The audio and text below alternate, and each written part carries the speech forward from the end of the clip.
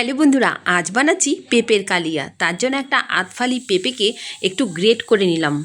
এরপর এক বাটি মুসুর ডালে 1 ইঞ্চি আদা আর 2টো কাঁচা লঙ্কা দিয়ে ভালো করে পেস্ট করে নিলাম। এবার ওই গ্রেট করা পেঁপের মধ্যে মুসুর ডালটা দিয়ে দিলাম, দিয়ে ওতে দিয়ে দিলাম স্বাদ মতো নুন, হলুদের গুঁড়ো, লঙ্কার গুঁড়ো, জিরের গুঁড়ো দিয়ে ভালো করে মেখে নিলাম। এবার একটা কলা পাতার মধ্যে তেল মাখিয়ে ওই মাখা ডাল পেঁপে একসাথে দিয়ে দিলাম।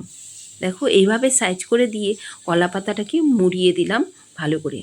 মুড়িয়ে দেখো দেখতে একটু ফেটে গেছে, সে কিছু হবে না। তারপর ওই একটা ফুটো ফুটো থালা গরম জলের ওপর বসিয়ে তারপর চাপা দিয়ে দিলাম। এটা হতে এবার আদা, কাঁচা লঙ্কা, টমেটো দিয়ে একটা মশলার পেস্ট রেডি করে নিলাম। ততক্ষণে দেখো এদিকে আমার ওই পেঁপের কালিয়াটাও ভাপে একদম শক্ত হয়ে গেছে। তারপর সেটা নামিয়ে নিয়ে যথারীতি পিস পিস করে কেটে নিলাম ধোকার মতো করে। দেখো কি সুন্দর দেখতে লাগছে এটা। তারপর এটা তেলের মধ্যে দিয়ে দিলাম, এপিট ওপিট করে লাল লাল করে ভেজে তুলে নিলাম।